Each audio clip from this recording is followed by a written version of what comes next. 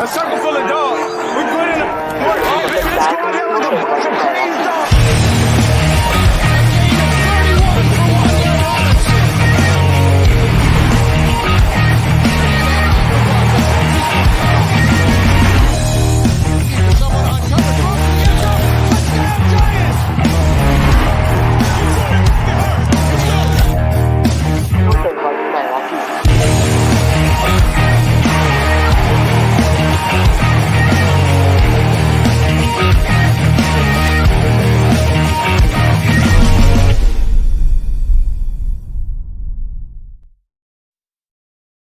Let's get ready to rumble! Bang! What's up, people? Welcome to another episode of Giants Rush. Yes, this looks different because my laptop that's over there is down, and I'm working on 2 backup microphones. But we're still here to talk Giants football with you because we cover the Giants 52 weeks of the year. We do. We're going to rumble today.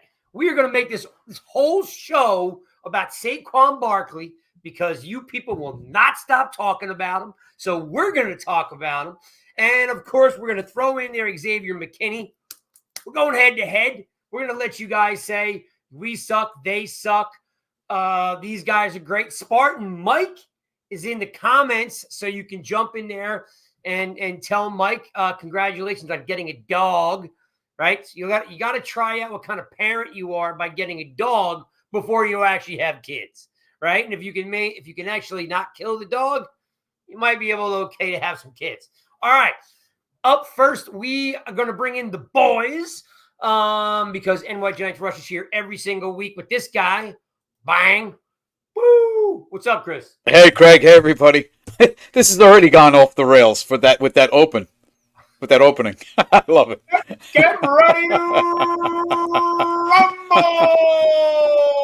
We are off the rails because you know what? I love it.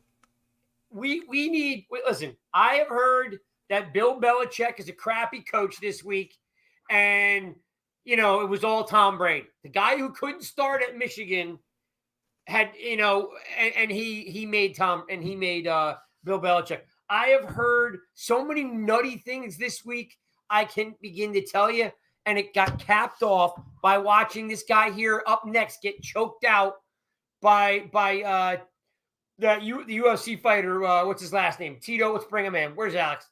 Bang, Alex. What's his last name? Tito Ortiz. So 8 years ago, my man here gets choked out, and it's the scariest thing ever. Watching him actually choke him out, and Alex is like, "Good night." Yeah, you don't really remember most of it. Yep. So it's been a crazy, crazy week. Let's get ready to rumble.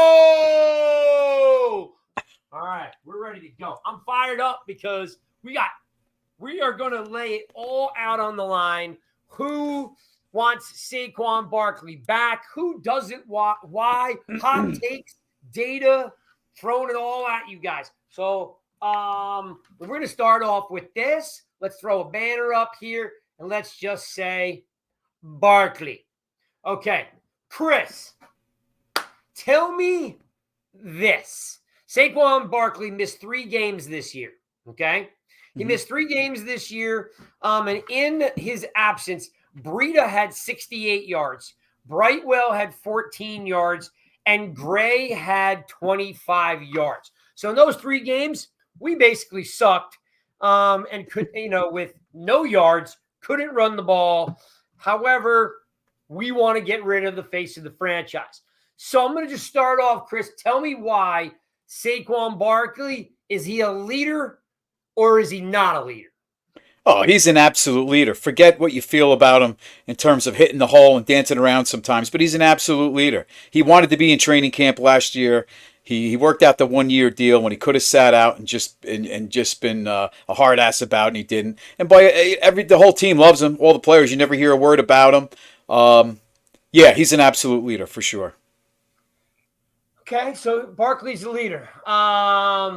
Alex, what's your take on Saquon Barkley being a leader? Do the guys in the locker room look to Barkley as a leader?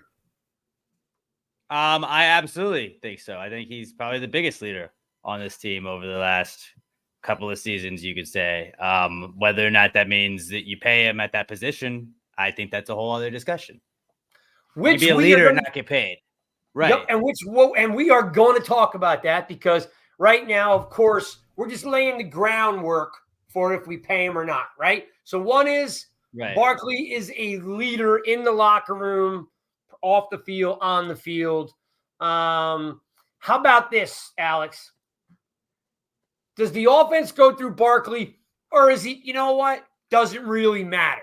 Because according to the statistics, as I just read you, when he's not in the game, there is no offense. You know, you're talking 3 games with, let's see, 65, 75, 85, 95. You're talking about 100 yards in 3 games with 3 different backs. So my question to you, Alex, is does the offense really go through Barkley, or is it just, it doesn't matter who's plugged in there? No, Barkley's the best offensive player that the Giants have. And so everything runs through him. Like you were pointing out, like you just said, the 3 games he was out, the offense was not great. I also think that sometimes when you were running the offense through him, like when you run the offense through one guy continuously, like the Giants use as a crutch a lot of times when things aren't going well, you got to run it through Barkley. That then teams just prepare for that. So I think sometimes running an offense through somebody, even if they are as good as Barkley, ends up being a detriment as much as it may seem like it's a positive. I like that a lot because that's basically saying the Giants are super predictable, right? It's like they became one-dimensional in how many games this year? Because you're going to have to dink and dunk to Saquon if your receivers aren't making plays right there. When Waller went down, Saquon you had to lean on him more. And when they stopped Saquon, then they stopped the Giants. It's so true. It's so true. And we have some weapons and we don't use them and we focus way much. Chris, the offense going through Barkley does it need to go through Barkley? Should we be just, hey, like when you think of the Titans offense, they were 80% giving the ball to Henry. Henry. Henry, there was really no offense, right? It was Henry or nothing. The question is, Chris, does the offense have to go through Barkley? Well, right now it has to because you don't have that dynamic receiver. Waller has to prove himself to stay on the field and do what he did with the Raiders. So as of right now, he's the only playmaker. For right now, the identity of the offense is going through Barkley. For now. What's up, Spain man? I'm so glad to see he made it tonight. We haven't seen Will in a long time. Thanks for checking in, Will. What's up, Mark? See you guys are starting to pile in the room. So love to have you guys aboard. I mean, me personally, I got to disagree with both of you because yes, the offense does go through Barkley. I don't think it has to go through Barkley. I think the way it should be is like Alex is saying, like, hey, we just depend on him too much. That's right. At some point, you got to pull the trigger and you have to throw the ball down the field. Like, what did we see this year? Dink and dunk, and once in a while we throw a long ball, but not really. Like, you have to force yourself to not be one-dimensional. What did we use last year, gentlemen? Hodgins burst on the scene, and all of a sudden we were throwing the ball downfield. And all of a sudden Slayton's open. And all of a sudden Richie James is open, right?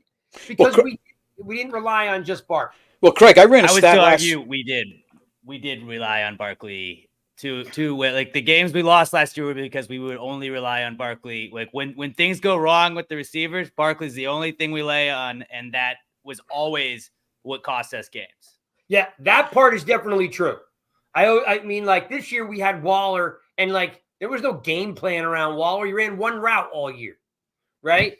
So I don't think it has to go through Barkley, but there's a reason why it goes through Barkley. Well, Craig, I ran a stat a few weeks ago. The Giants were in 11 personnel, 1 running back, 3 receivers, over 50% of the time. I think it was like 54% of the time. So I think many times they want to run it other ways. But because of the offensive line, keeping Bellinger in the block, things just haven't worked out the way they wanted to, probably going back to training camp. I don't think they want it this way, but right now, this is what it is.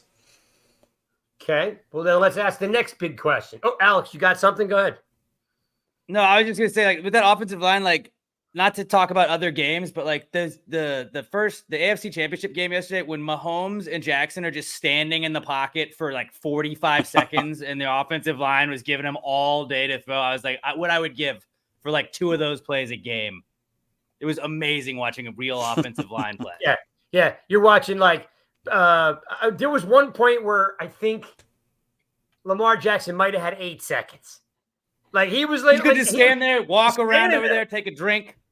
Yeah, he ran off, got some Gatorade, came back. Even Goff up until the third quarter. You know, he had plenty of time. They didn't have a sack till then. He was standing right in there too with a very good offensive line. What's up, Jake? I see you. Jake's checking in. So you guys are rolling in here now. It's good to see you guys. I apologize for this wonky view because my laptop, which is normally over there, is not working. So you got this really weird depth type of look here. So, Craig, you're one step from going out the door. You're one step away.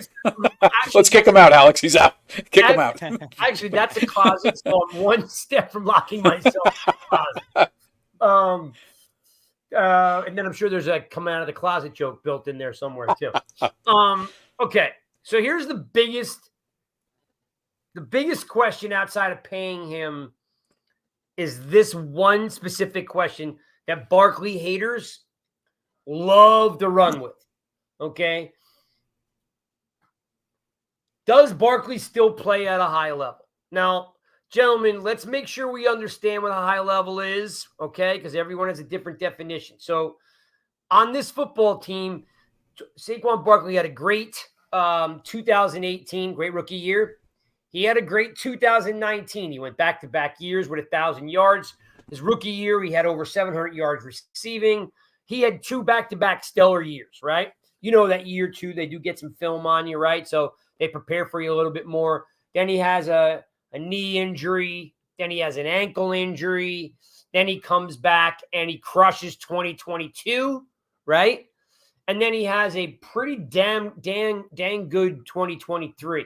In my opinion, the body of work is 3 really good years, 18, 19, 22, right? Two down years, knee injury, ankle injury, which is 2021. And then 23 was just a little bit of like, there's nothing left that this guy can possibly do with the blocking he has, right? So the question is, Alex, is Barkley legitimately, in your opinion, not just my opinion or what I want you to say, is he still playing at a high level? Majority of the Barkley haters will say that Saquon Barkley is slower. Saquon Barkley is older, which of course we know, but he didn't get 1,000 yards this year, that he wasn't the same player. My eye test says that's not true. My eye test says there's no freaking holes for him to run in. And then he gets happy feet sometimes and he hurts himself. So is Saquon Barkley playing at a high level? I think to me, I have a 2-part answer to that, because I think, yes, Saquon Barkley is currently playing at a high level. But I think when you're looking at a running back and we're talking about signing a guy long-term, you got to look at like how much more of a high level is he going to be able to play at going forward? How many years of high level play do we have from Saquon Barkley? Has Saquon Barkley, like, I personally think we've gone up, you hit the peak, like Saquon got to as good as Saquon's going to be. Saquon can still be a very good running back, but it's going to go down at a certain point. I don't think Saquon's getting better as a running back. He is aging. He did, I think, lose a bit of a step. I do think sometimes he does have the happy feet, and maybe that's because of the offensive line. But yeah, I think he's currently at a high level. I wonder what the longevity of that high level ability is going to be. Is that going to be 1 more year? Is that going to be 2 more years? If it's going to be longer than that, okay, that's a good argument to sign him. But if you're going to only have like an Ezekiel Elliott kind of thing where you saw where that production fell off a cliff, like that's going to come at a certain point. Yep. Let me throw a couple things up here from Mark. Mark was saying the latter half of 2022, Giants were in 11 personnel a lot. Chris alluded to 50% of the time. Ran less through Barkley. His production fell off about 30%. I don't know if you're going game by game on that, Mark. That's a heavy stat to go that his production fell off by 30%. So I don't know if you're looking at yards per carry or if you're looking at average yards per game. Like, I don't know what you're looking at. That's a big number to fall off 30%. compared to the first half of the season. But he does come back to say Barkley definitely playing at a high level, in my opinion, overachieves with that offensive line. His receiving has improved. That, my friend, is a great freaking point. Okay. I don't understand the expectations, gentlemen, when you have the 30th ranked offensive line. Is it because people don't understand football? Because there is nothing left for him to do. Like, you cannot do anything more when you have the worst offensive line in the game. You are basically running into linebackers and defensive tackles and safeties on every run. There is no hole, right? Like, you're ranked, you're the worst. You're the worst in your sales team. You're the worst in your production meeting. You are absolutely the worst. How does the rest of the team function? Look, Alex, you're on air. You got a 3-4 man crew. If you don't pull your weight, how does everyone else in the morning show succeed? It doesn't. It's right. No, I agree. Like, so I just don't understand, what is he supposed to do when his job revolves around following blocks, looking for a hole, and transitioning the ball up the field, when it's nothing but a brick wall. They're in the backfield on top of him or the quarterback. And again, I understand he's gotten slower and maybe the burst isn't there, but what do we really know he can do when you're running behind the 30th ranked offensive line? Chris. Yeah. Is he playing at a high level? Absolutely, he's playing at a high level. I think what happens is we set the bar so high for Barkley. You look at that rookie year and that year after, before that first injury, and he set the bar so high. So if he doesn't reach, those expectations of when he came into the league, you're quick to say, oh, he's at a high level. I mean, in terms of the whole league, he's playing at a hell of a high level. You see him get stopped right before he hits a line of scrimmage. Oh, Barkley sucks. Well, you know what? He couldn't even make it to the line of scrimmage. Part of the problem with him dancing is he's not trusting the front. And it sucks that he dances sometimes, but you could see why. Because he does not trust what's coming at him between the tackles. We got I think a question in here for you, Alex, I'm going to get to in a second. It's literally typed out for you from Bobby. I'm going to get to Bobby in a second. I'm going to throw Wills up here. Offense goes through Barkley until multiple players and true number one receiver comes around. I mean, we don't even have a little brother for Saquon to take plays off. Again, another great point is we really don't have a tandem.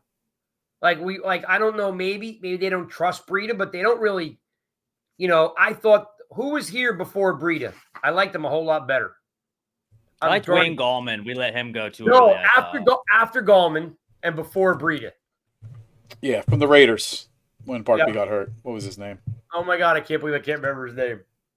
Yeah, we said that a few weeks ago. But Will's point is there isn't, we could use a fullback. The statistic right now is that 5 of the 7 playoff teams have fullbacks. Yeah, I was going to say. Look at McCaffrey and Juszczyk, right? Give this guy a fullback. If this is what we're going to do with him, give him a fullback. Let's go.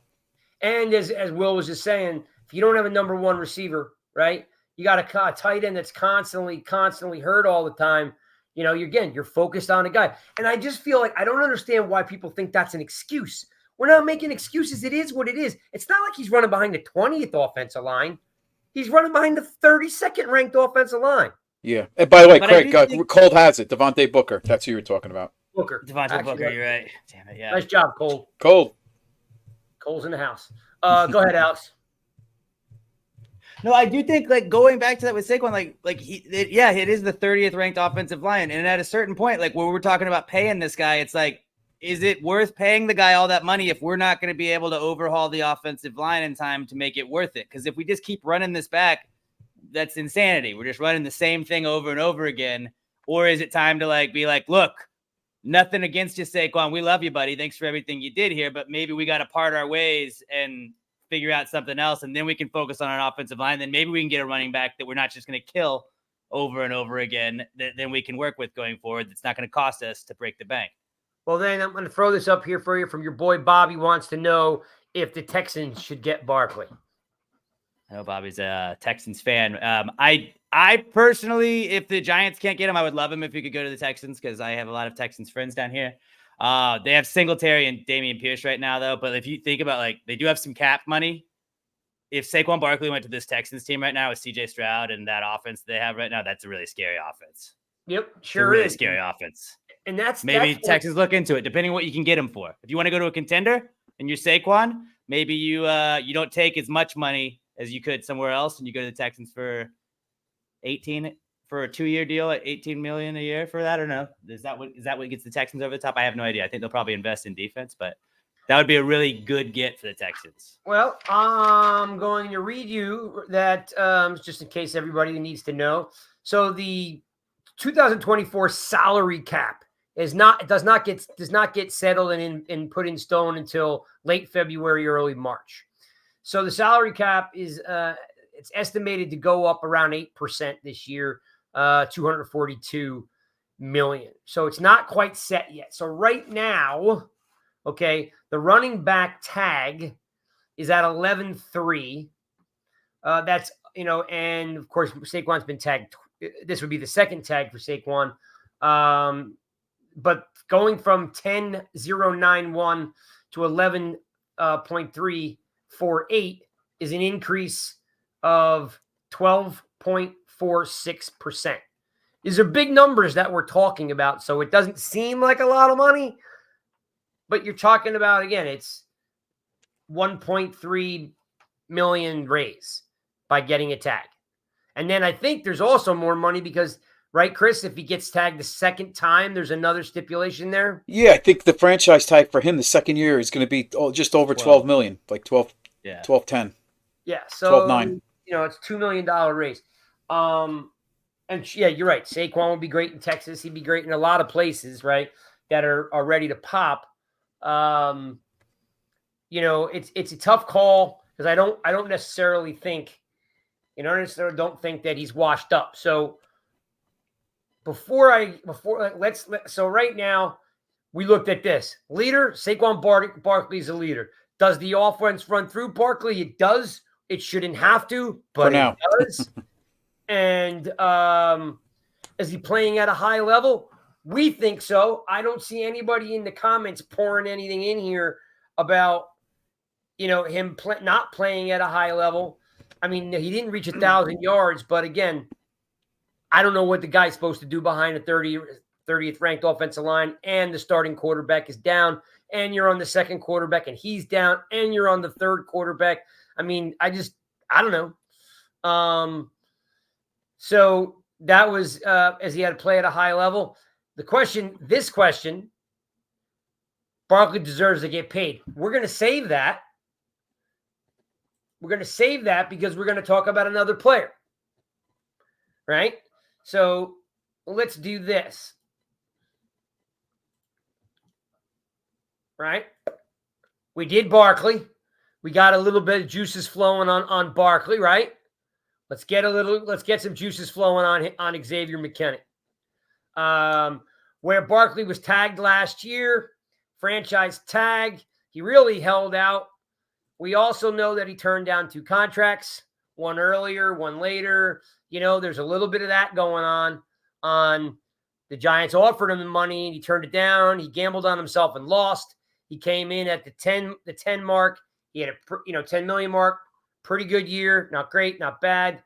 But this guy is also going to be a free agent, right? So let's start from the top. Xavier McKinney. Alex, is Xavier McKinney a leader or is he not a leader? I don't think you can say that he's not a leader when he had the captain patch on his jersey. You saw that a lot, like the way that he interacts with everybody there. Like, he's obviously a leader. Is he as much of a leader as Saquon Barkley? I don't think so, but I still think there's no way you could deny that X is a leader on that team. Chris, the fact, I'm going to go with what Alex said. The fact he has the C on his jersey, the guys got to, that vote for him, got to, view him as a leader. He doesn't strike me maybe as a leader when I see, some things. I don't know. In the locker room, you don't hear too much coming out of rallying the troops around. But I don't know. I'm going to go with C, though. He has the C on. I'm going to go he is a leader because that's the way the players feel. By the way, George is checking in. George says that, hey, basically saying, look, what I was alluded to before is you're running behind the worst line in football and you almost get 1,000 yards. What's that say about the guy? Yeah. Now, to Alex's point is this, and you're taking a lot of hits running behind the 30th ranked offensive line. Do I want to pay a guy who's taking all those shots behind the crap line? And then we got Chris D says Barkley mainly provides a distraction to defenses. That's his real worth. Whatever he does is just a bonus. That's a bold statement, without a doubt. I know we're jumping back into the Barkley area, but that's a bold statement. But there is some validity to it because, and let me get that banner off there. There is something to be said for, I have read numerous quotes from players across the league that say that they go each week and their first defensive meeting is preparing for Saquon Barkley. They're not preparing for Jones. They're not preparing for Slayton. They are, what do we have to do to stop Saquon Barkley because he can wreck the game with one run. So he is a little bit of a distraction. I wouldn't consider what he did as a bonus.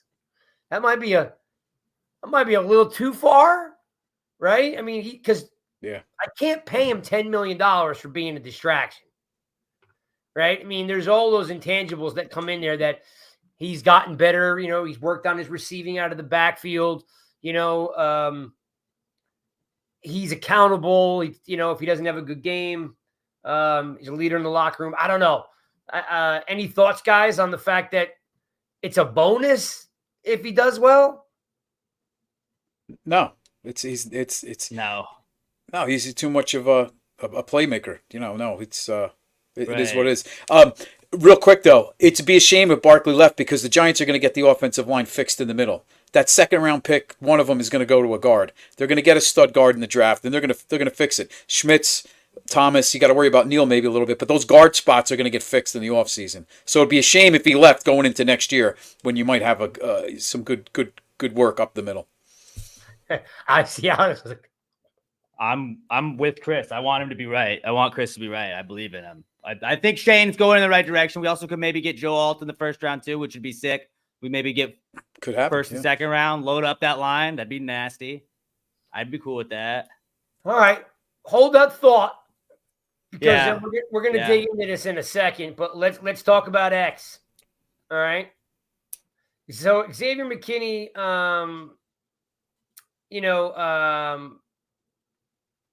I guess the question is, does the defense depend on McKinney like the offense depends on Barkley? Alex, we all know that he's had, a great year. Then he had a down year. He got hurt. And then this year he started slow. Like, do you think the defense depends on McKinney? We know we can't. We have no offense without Barkley. Do we have a defense without McKinney? Yeah, I mean, there's no way that any unit of the Giants depends on anybody as much as our offense depends on Saquon Barkley being healthy and being good. I think you can't say that like some of the positives we had at the end of the season when we did have the positives in those few games were when Xavier McKinney was making plays. I think he had 11 passes defended this year, which is the most he's had in his entire career in a season. Like he was playing his best football at the end of the year when like he's in a contract year. His like where Saquon, you could be like, I don't know what his stock is right now. I don't think Saquon's stock is as high as it's ever been. I think you can say that Xavier McKinney's stock is higher than it's ever been right now. If you're talking about like who's worth it the most going into the offseason. Chris, the guy literally was nowhere to be found for the first 4 or 5 games. Nowhere. And I'm like, I've said it a couple times. Like I can't figure him out. Mm-hmm. But I know he has value because like there's plenty of tweets that I've put out there saying I think he's a good trade piece. Mm-hmm. Because his value is so high, right? Mm-hmm. I mean, we're so desperate for guards and linemen. I was willing to trade McKinney because of his value, right? Mm-hmm. His value is high. You could get something for him. Mm-hmm. But does the defense depend on McKinney? Now, he came on strong. I don't know if his agent got in his ear or Wink started using him differently, but his second half of the year was gangbusters. He saw those dollar signs. Well, you know what? If McKinney was a pass rusher, I'd say, yeah, it does depend on him, but he's a safety. No, it doesn't run through McKinney. And the fact that I think part of the problem with McKinney is the pendulum swings so far to the left and to the right. He's out of this world, unbelievable when he's on, and then when he's not on, he's totally, where is he? He's not making plays. There's no middle ground with him. It's either feast or famine. So it's hard to gauge him, but I would say no, it doesn't run through him. All right. What's up, Chris? Peace. Good to have you, brother. Appreciate you checking in with us. All right, so the defense doesn't run through McKinney. It runs through Dexter Lawrence and Bobby Okereke. We both know that. Okay, yeah. We all know that. Whereas Alex alluded to, like, holy crap, the offense totally runs through Saquon, and it shouldn't, but he's the only guy we got. But who played all the defensive snaps? Who played all the defensive snaps though this season? Like you had X was out there with Okereke. Give him credit, absolutely. You can't really do that offensively. I get that, but still, like that was a hell of a awesome job. Stat. Oh, and what's like I said, and what's interesting is like, you know, he hurts his foot his rookie year. He comes back in the second year. He has this crazy great year. Then he, you know, hurts himself on vacation with the broken hand. So that year's a wash. Then he comes in and has a strong year. Like he's so hot and cold. It's very hard to figure out like who he is sometimes because talent-wise, that's why I said I thought he was trade value because of how good he could be, right? Like, and in my head, I'm thinking we're so desperate for guards, we need to trade for a guard, and everyone's like, "Who's going to trade you their good guard?" And I was like, the team that's willing to trade a good safety, right? Yeah. Like, so, all right, so the defense doesn't go through or march to McKinney's drum, but he's a valued piece. There's no doubt that he's a valuable piece. He's a leader. He's a valued piece. Here's the does he play at a high level, Alex? What's the truth? Look at him. Like, he's at his stock is higher than it's ever been right now. So I think that you can't say he's not playing at a high level. The way he finished the season, he didn't start the season playing at a high level. He finished the season playing at a high level for sure. Okay, Chris, high level? I wish that question said that, does he play at a high level all the time? Because I don't feel like he plays it. Hey, how about this? Or most of the time. You mean like this? There you go. No, he doesn't play at a high level all the time. The last part, the second half of the season, unbelievable. Yes, he did. It's just the consistency, and I am concerned about a new contract. When he gets that money, if he were by the Giants, is he going to relax and kind of scale it down a little bit? Like, the Giants historically just don't pay safeties. It's a big number. They just don't. When we look back at him. Like, Kenny Phillips didn't get paid. Landon Collins didn't get paid. Like, he's probably going to be on the Commanders next year, honestly. Like, he's and Alex, the Commanders. They're going to give him $25 million a year. And look at the safeties in general. We said it, Craig. Jamal Adams. Yeah. Look what happened. So, let me read you the number just to plant the seed now when we get into the Rumble. It's going to get heated. This isn't the Rumble? This is the pre-Rumble. So Xavier McKinney gets a new agent. The same time Jones gets a new agent. And the agent is specialty is corners and safeties, right? The tag. Are you ready for this? The franchise tag for a safety. All right. In 23 was $14,460,000. Now it is in 2024. Are you ready? You guys got a drum roll? That was really good. $16,258,000. An increase of 12.4%. Are you freaking kidding me? Big number. Dude, we can sign 5 safeties for that much. Yeah. And Dane Belton's always around the ball. Yes, and they gave him the opportunities, and he kind of came out there when Pennick went down this year. Like that I understand the argument for like why you don't sign McKinney for sure. All right. So let's just be blunt. Take the players off the table. Chris, does Saquon Barkley deserve to get paid? And why? Give me the whole reason why. Mm-hmm. Barkley does deserve to get paid because you're looking at a franchise tag. If you were to tag him at 12-9, right in that range, and if you don't pay him that, or you're going to have to get two running backs. You're going to have to get two guys. Is everybody willing to draft two running backs and to share the load with this offense that doesn't have any playmakers? Maybe they'll have somebody by then, but you're going to have to fill that spot when Barkley leaves with two running backs because Breida's gone. You don't have any faith in Gray. So really, you're gonna have to get a veteran that you're going to believe in could do the job at some sort of a job, and then you're going to be drafting somebody. So for the $12 million tag, does deserve to get paid. So Chris, what I think you're saying is instead of wasting a draft pick on another running back that you don't know that could do the job, or a couple leftover hand-me-down guys from one guy from, here's the backup from Carolina. Oh, we could get that guy who plays for Miami sometime. Instead of bringing in a bunch of retread leftover guys and wasting another draft pick on a running back you don't know, pay the guy you know still has gas in the tank. Yeah, he's the only playmaker. It'd be easier to make the argument to let him go if you had somebody, a receiver that was a playmaker. But he's it right now. We sure hope that does not remain that way. Right. All right, Alex, come on. Talk to me. Does Barkley deserve to get paid, though? I mean, we're talking here's the thing. Guys, let's be honest. $12 million is the tag. This year, he bet on himself and he lost, and he wound up getting paid the $10 million, and they wrote in a bunch of phony incentives that he never got. He's not going to do that this year.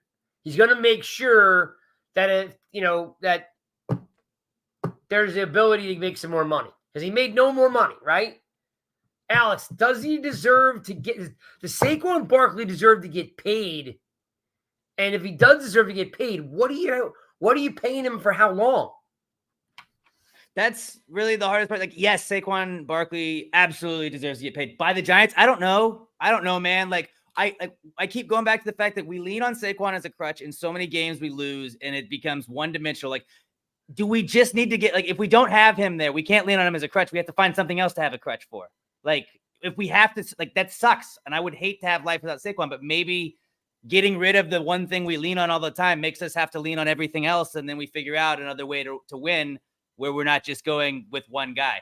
Absolutely. He deserves to get paid, but what are we talking about? If he's going to come back on 12 million a year for 2 years, for 3 years, is that what we're going to get him for? Because he turned that shit down last time. He was turning numbers like that down last year. We were trying to do that. I doubt he's going to take that same amount of money after we did this whole thing to him. I think we're going to have to pay a lot for Barkley. We're going to have to overpay for Barkley. And I don't think he's worth overpaying for when we rely on him. And that becomes the detriment to the team in so many games this year, I feel like. And so his entire career. I love him, but he becomes all we go to. Yeah. And Peace is on here saying that he wants to pay him, but not overpay him.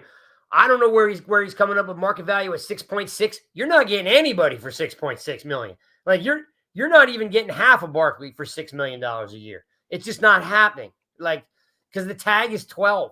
Well, there's no way he's coming in with. If I understand his remark that the value for a 27-year-old running back is 6.6 million. That's not Saquon Barkley, right? And then Tom, that's a defense one. Where's the other one? Here it is. Mark says, "Pay Barkley. Who cares if we overpay him by $1 or $2 million?" That's my sentiment in the whole time. Mm-hmm. We're talking about $1 billion franchise, and we're gonna squabble over $2 million with us. You guys are so smart and so intelligent that you guys can decipher film. You can break film down to how many steps it took to do things. You guys are so just unbelievably, incredibly smart on who should be on the roster and at what time. But then you get clouded by the smallest detail, like $1 million. It's not baseball though. Like you don't have just unlimited money. Baseball, it's like, yes, sure, dude. Give him an extra $2 million. I don't care. Give him $10 million. It's like it's monopoly money if it's baseball. You have the cap there in football, and like that, like the Giants don't have a ton of cap space. So like an extra $1 million, an extra $2 million. We're trying to rebuild an offensive line, like we were just talking about. Like what's it, like maybe we don't get to sign somebody for an extra $2 million that ends up being a difference maker in that. I don't know, man. I have seen Howie Roseman do anything he wants at any time. Running backs. You look at the transactions Howie Roseman's done, and he's literally unbelievable what he pulls off. So, I like Chris's point.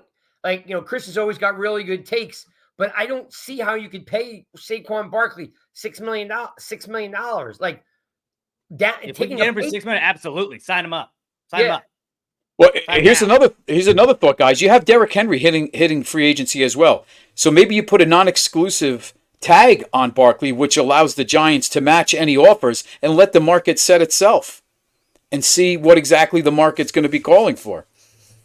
Mark says that, and like I said, Mark and Chris's comments are both extremely valid, right? Because Sports Track does this for a living, right? And if they're saying it's 6.6, then Chris is right on with the market. I don't think we're talking about an average running back, right? We're not talking about just anybody, right? Well, and Craig, you are going to have a Derrick Henry, Josh Jacobs, Barkley, Pollard, Eckler. You're going to have DeAndre Swift. You're going to have Gus Edwards. It's going to be a good amount of vets hitting the free agent market that are unrestricted. Your boy Bobby says Tiki doesn't think Barkley deserves the money. Well, Tiki's a bitter man. Tiki would just retire about it. Yeah. Retire about it and talk about that. Tiki would just quit. Tiki be like, hey, I'm not doing this anymore. I'm out of here. To me. Dude's still dead to me. Yeah. Well, look, listen, I'm throwing it. Listen, I wanted you guys to have a voice today. Thompson, Peace, Bobby, Will, Chris D, Jake, George, all you guys that are in here, Spartan Mike, all you guys in here, like I just want to know, should Saquon Barkley be paid? He's going to get somewhere between 11.3, which really probably doesn't pertain to him because it's his second tag. So yeah, it won't be. Chris said 12.1, I think it was. So yep. 12.1 to let's say 14.1. He's going to get paid somewhere in there. What do you give him? What is the contract you give him? If we do sign Saquon Barkley, what do you guys think is what kind of contract do you give him? Do you give him a 2-year deal? Do you give him a 3-year deal? Is it another 1-year deal? What is the solution? And if the cap is 12, you got to give him 12. Well, you're not going to he's probably not stopping for just 12. I would imagine 15 to 18 to 20 is what he's going to want a year. Well, let's ask what everybody thinks. Like I said, Chris wants to pay him. And Chris has always got good takes. Chris wants to pay him. I just want to know what people think they should pay him, right? Like I want to hear what they think that we should pay him because these guys. Look, so Chris says I'd give Saquon's 3 years, $30 million, $20 million guaranteed. I'd be. See, I told you these guys are smart. That's what I'm saying. Yeah, good. I like it. I got to give credit to all the people that follow us and stay with the show. There's a bunch of loyal guys. These guys are smart guys. And if you remember last year, what came out of the Barkley camp, he wanted the guarantee money. That's what he wanted. He wanted the guarantee money. That meant more to him than just the years and what the annual. Yeah, he wanted that guarantee, which Chris is right on with that. He wants the guarantees. Yeah, and that's why I wanted to have this show. Let's debate it up. And that's exactly what I was looking for. Because if Chris is 1,000% right, I'd say that's why I love asking these guys' opinion because they're just really smart about it. I think 3 years could be stretching it, right? But he might not take a 2-year deal, right? But to me, I like what Chris is where he's going. I don't know if the team will give him a 3-year deal and put him at 30. He doesn't reach that 3-year. Who knows if he reaches the 3-year? You backload that 3rd year. You don't know. Here, let's throw up. 3rd year's not guaranteed. Will says, what happens if McCaffrey wins the Super Bowl in 2 weeks? Running backs will claim that as a reason to pay him, especially if that's a great point. I told you we have smart folks, man. That's a great point. You know for a fact that a running back driven team wins the Super Bowl. That's a shot in the arm for Derrick Henry and Mixon and Barkley and who else did you say was on that list? Eckler? Who else? Yeah, we had Pollard. You had DeAndre Swift. Clyde Edwards-Helaire. Yeah, good group. Yep. Like, I know McCaffrey gets the bulk of those carries, but they have all those other dudes they run it with too. So like the argument would be a running back by committee system, I think. Yeah, and how about the blocks Juszczyk was making less yesterday with McCaffrey? McCaffrey was quiet in that first half, but that second half, boy, Juszczyk was doing a hell of a job. Yeah, I would love the Giants to just get a real fullback, like a real fullback, not an H-back. You know what I mean? None of that. Yeah, we are talking. Well, Cold, we went through the list. So Cole says, I thought we were talking about McKinney, right? So we went 4 questions about Barkley, 4 questions about McKinney. Then we went back to Barkley. Should Barkley get paid? And then we're going to shift over to if McKinney should get paid. So I'm with you, Cole. I'm with you. All right. So you guys are all okay with him getting paid. But it's how much?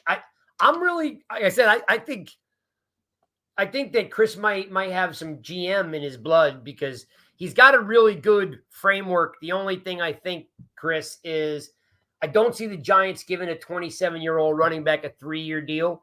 I would love it for him, but I don't know if they go that far as giving him 3 years.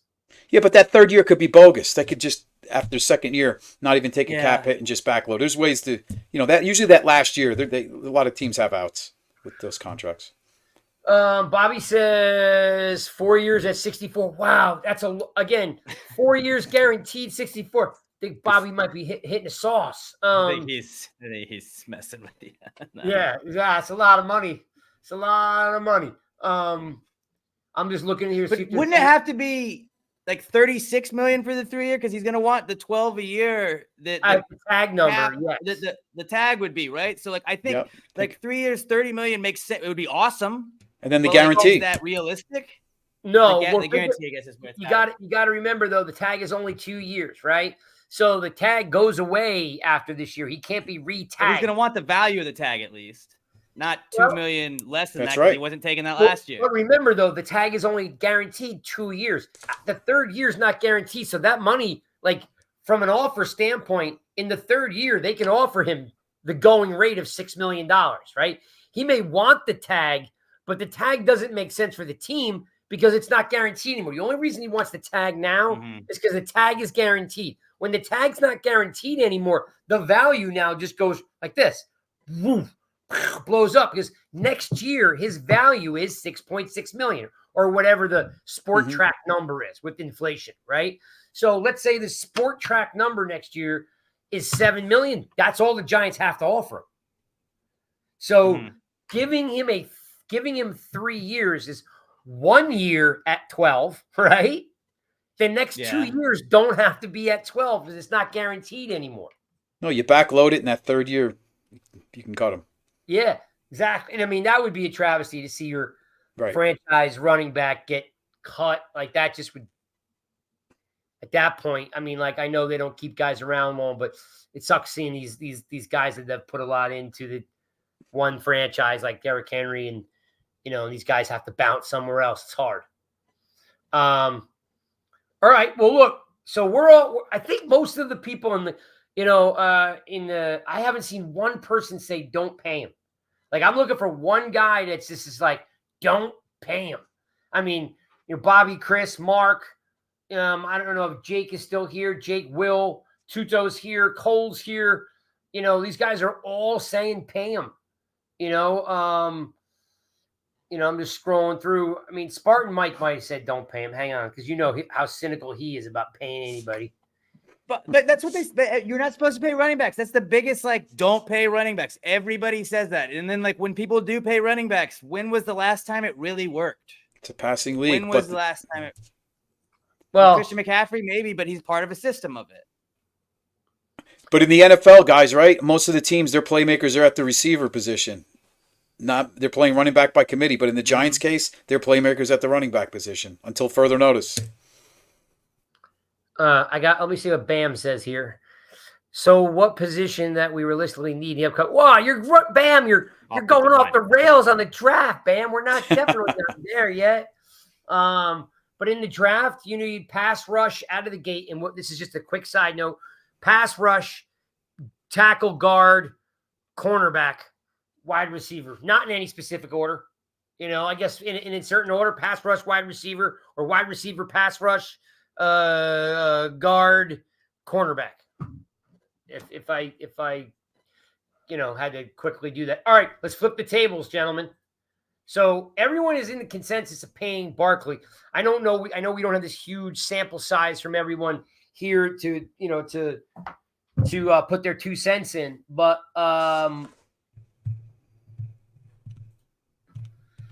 does McKinney deserve to get paid for having 1.5 good years? I don't know.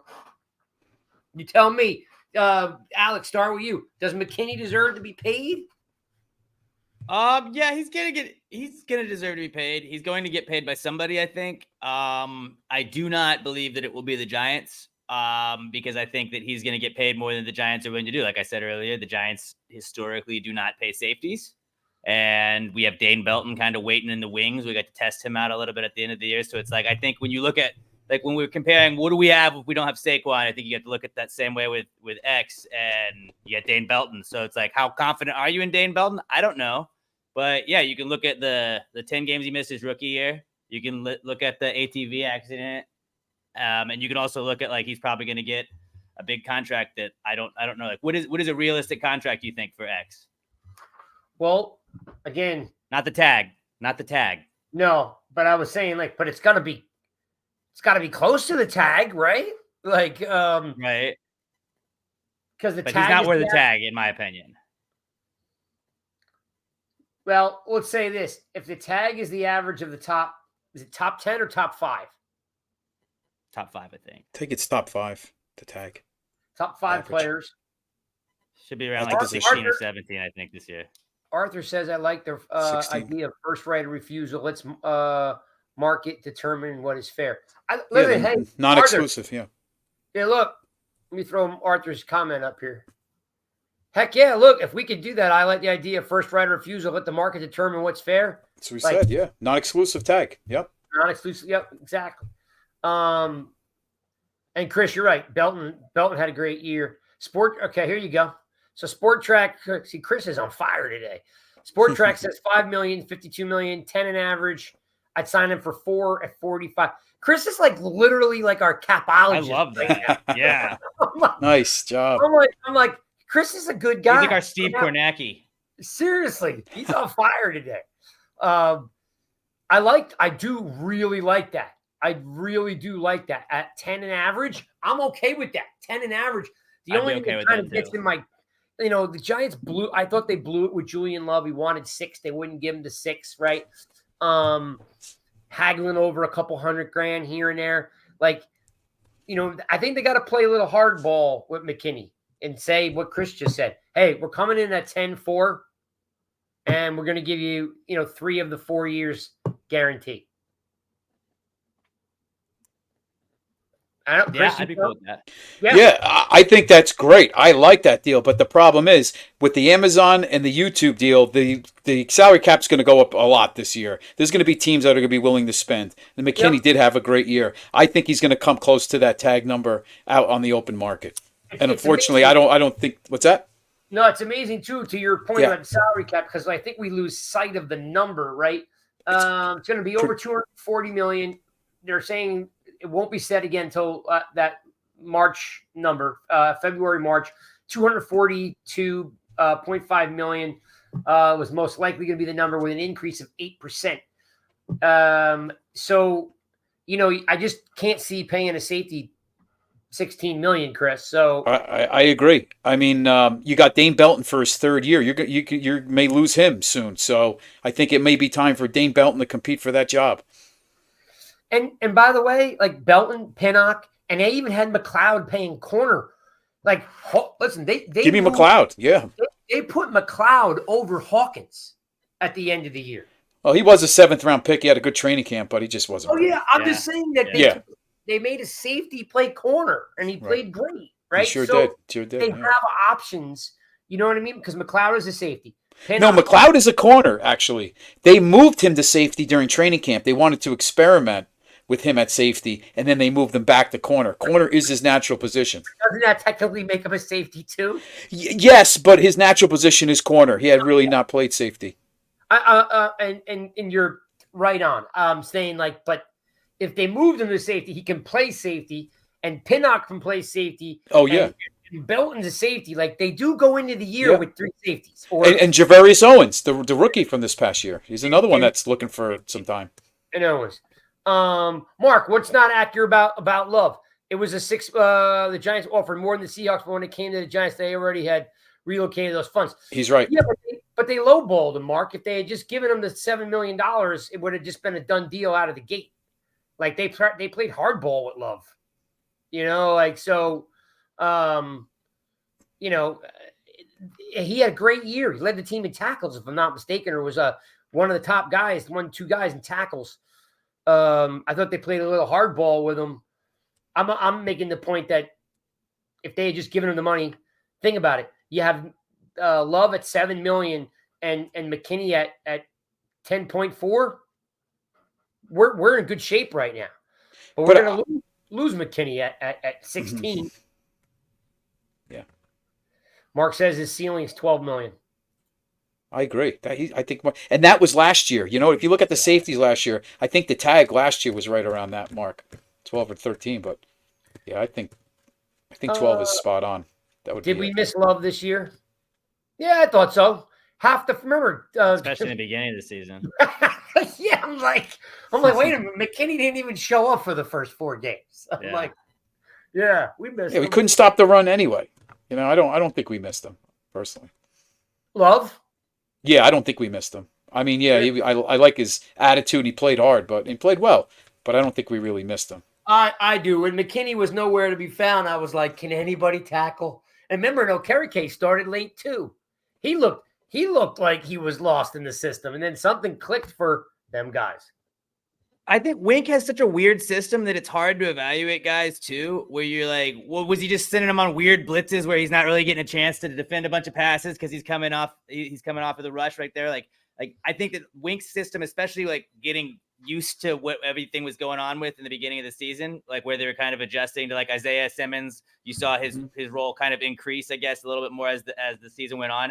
Like I think that Wink's defense was just so weird that sometimes you do get the weird skewed stats on guys where you're like, I don't really know how much of this was the system he was in and how much of this was really just him as a player. I do think X is a solid safety on his own, but you got to wonder if like it would be better or worse in a different system than Winks. Yeah, it's a great point, Alex, because like Okereke struggled in the beginning, and I was like, wait a minute, he's definitely not as advertised. And then you were like, McKinney, where are you? He settled in. And then all of a sudden something just changed, right? And all of a sudden these guys were playing like at a whole nother level.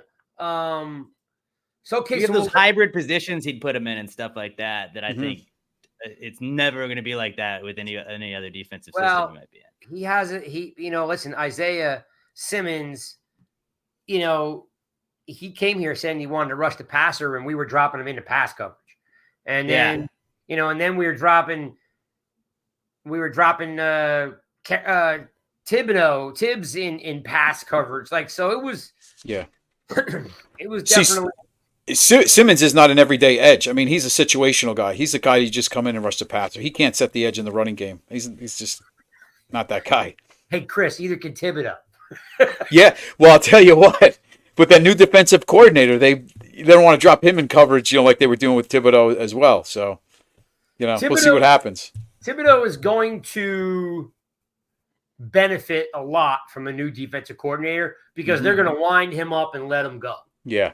Because, I thought, we didn't see a lot of what he probably can do with Wink's defense. And Wink's defense, by the way, was ranked 25th or whatever it was ranked, 28th, right? So if someone comes in, they do have some pieces to play with, like Simmons and Thibodeau, because I don't think we saw a lot out of Simmons or Thibodeau past the one-dimensional, like I said, the sacks. Like, I think a new coordinator will pump some life into both those guys.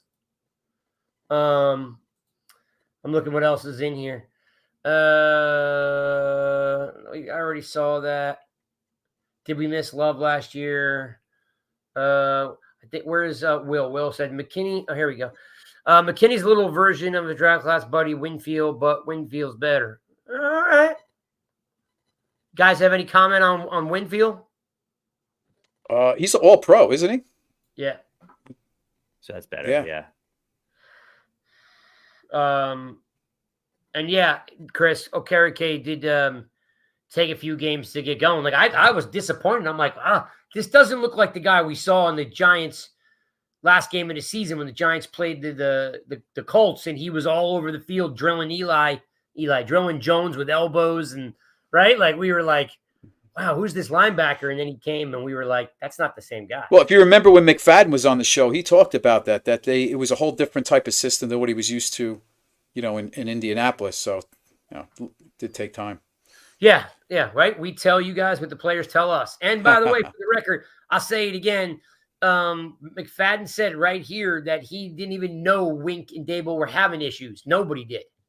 Mm-hmm. So they kept all that under wraps, and we don't need to go into that because he's no longer here. Dabes is a good coach. We're gonna get, maybe we get that cat from the Ravens who everybody's raving about. Denard Wilson, Wilson, or we get that guy from Buffalo, the linebacker guy. And you guys don't have to, go off the rails about them bringing in Buffalo guys.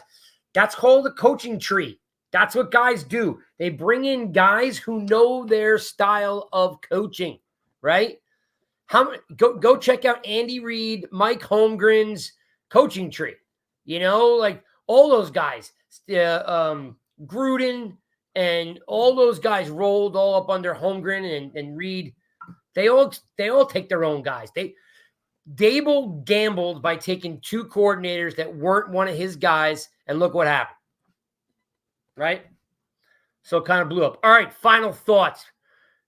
You can only choose one, Alex. You can only choose one. Do you want Barkley or do you want McKinney? If you can only choose one and you have to sign one, I think that Barkley obviously is the better decision to sign, depending on the deal you get him. I don't think the Giants are going to do either. Ooh. But I think you have Barkley's obviously he's the easy choice if you can get him on. Just don't break the bank for a running back. Do not break the bank for a running back. But say that out loud. I want to hear it one more time. What do you think is going to happen? I don't think the Giants are going to have either of them on the team next year. Whoa! I just got. But I think when you look at Buffalo, that offense that Dable put together there, who was their running back? It was James Cook, and it was just like, okay, cool. We're also gonna have Singletary in there too. They didn't have a running back, and it was an efficient offense. That Buffalo offense was much more efficient. I know they had Josh Allen. I get that. I know they had Stephon Diggs, but that was much more efficient than any of the offense the Giants have had since he's been here. So if you maybe don't have to just rely on a running back, even though Saquon's awesome, I love Saquon. But maybe we need a little bit of a change. Let's get a change coming in here. Spice things up a little bit. People won't know that, hey, let's just stack the box and stop Saquon. And let's figure out they'll have to figure out other ways to beat the Giants. Chris, before I get to you, I'll respond to Alex. Here's the thing that bothers me more than anything. The team has no identity. The team has no leaders.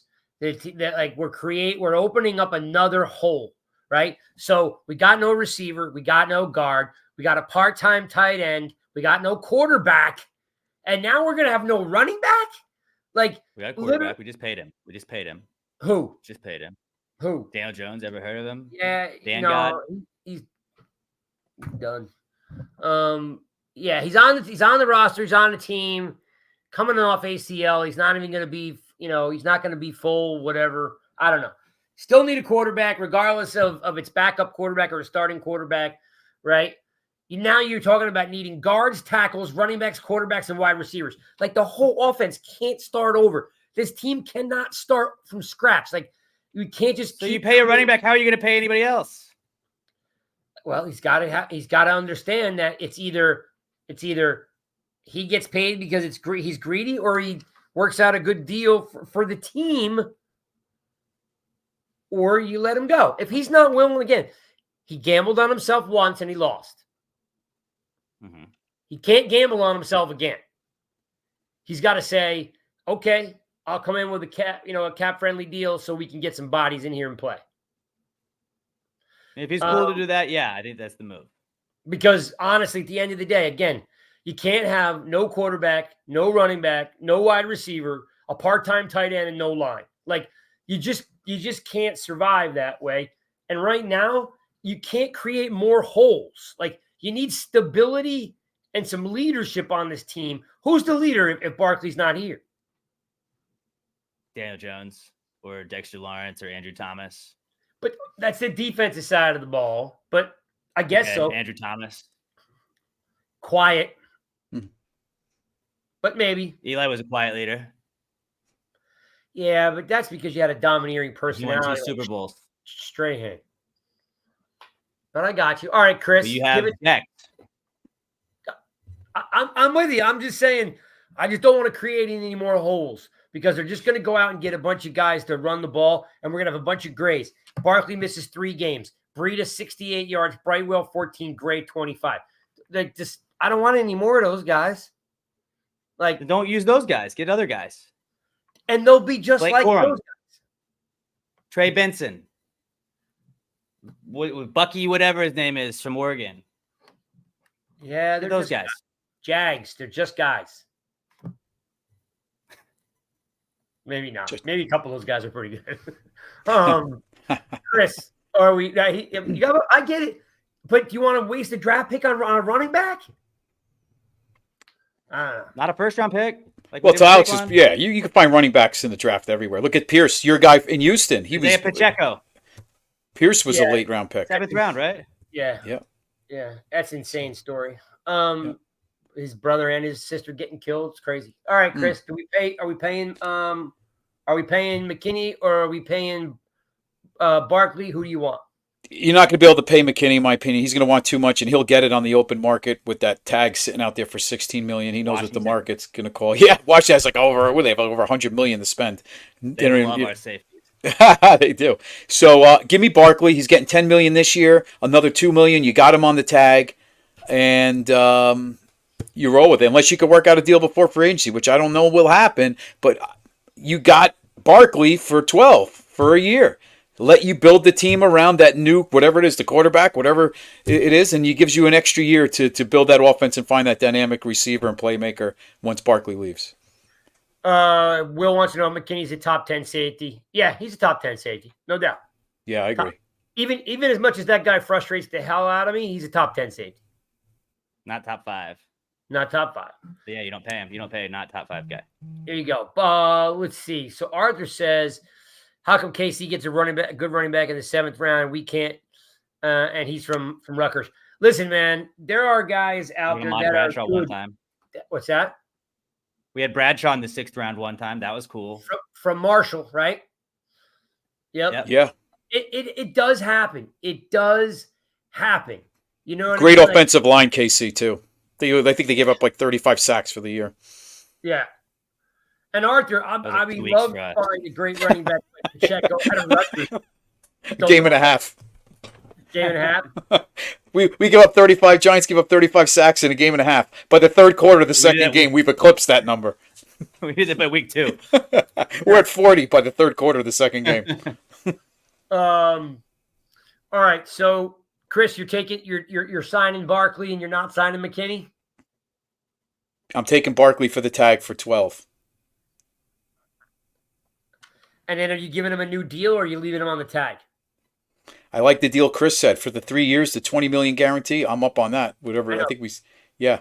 You know what? We're just going to call him Chris Roseman Peace from this point on because he's wheeling and dealing like Howie Roseman. I mean, they got to get it done. We're really almost going to be a month away from free agency. So if they're going to do it, they're going to have to do it soon.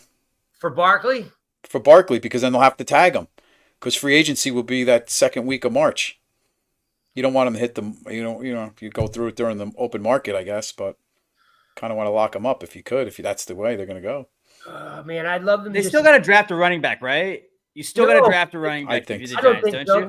I don't think so because they drafted Gray. They're not going to go back-to-back years drafting a running back. Well, did Gray work out? Maybe we don't use Gray anymore. Like, yeah, he wasn't. You can get rid of that guy. Like, just 6th round, you find guys. We got to keep bringing guys in. If Barkley's going to miss games, which he's probably going to miss at least a couple of games, just looking at his track record, you're going to have somebody else that you feel comfortable running the ball. Obviously, it's not Eric Gray. And you're not going to want to go pay somebody if you're paying a running back already. So you're not going to want to pay some free agent to come in. You got to draft some rookie that you feel comfortable with. See, I'm more or less. There's plenty of them. I'm all about the UDFA for running backs. You know what I mean? I'm all about like just scouring what running backs aren't drafted and bringing them in because Pacheco was literally 15 minutes from being undrafted. Can you imagine that? Yeah, that undrafted free agent comes in and balls out like that. Like, I would rather you bring in 10 running backs that are UDFA.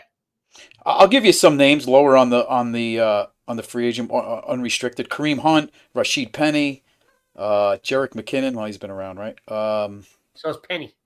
Yeah. Just some lower end salary type guys. J.K. Dobbins. I think he's coming off injury, right? It's not even. Yeah, I think Boston Scott. There we go. Bring me Boston Scott. By the way, I take Boston Scott in a heartbeat. You could probably get him on a good deal too. He's not gonna. It won't be much. It won't be bad. He only scores against us. Yeah. I don't know what he's got left in the tank, but he beats the Giants every time he plays them. So, beat us with him if you don't have him. Yeah. Head to head, I think we're all on the same page. We signed Barkley at least at a tag. McKinney going to be too expensive. If McKinney comes in at a number of Barkley come at 12, McKinney comes in at 12, no brainer, but it's not going to happen, especially when you know the tag and the Giants aren't tagging McKinney. The tag is 16-2. Right. And again, I don't want him to go because he did really, as Alex, you said, his value is as high as it's going to be because of how he played at the end of the year. He was literally like a different guy. So, and I eat crow because I was ready to get rid of him. I was hating on him hard, not because he didn't have talent, he wasn't showing up, right? So my thought was to trade him, but Bobby says don't sleep. Bobby's spitting out guys that we're going to use on our draft show because I got like 10 names that Bobby's spitting out over here. He's got Jamie Gillen from one school. He's got great leader. Yeah, he's just firing guys out. Anyway, he's got takes. Yeah. So, thanks for hanging out with us, watching another episode of Giants Rush. This will be up on YouTube and all the audio channels, though I have some computer problems, which normally the show doesn't look all wonky like this. But nygiantsrush.com, we're starting to get some articles up on there. Truth has been firing some stuff there. We have the draft show is already started on Wednesday with Rush Hour.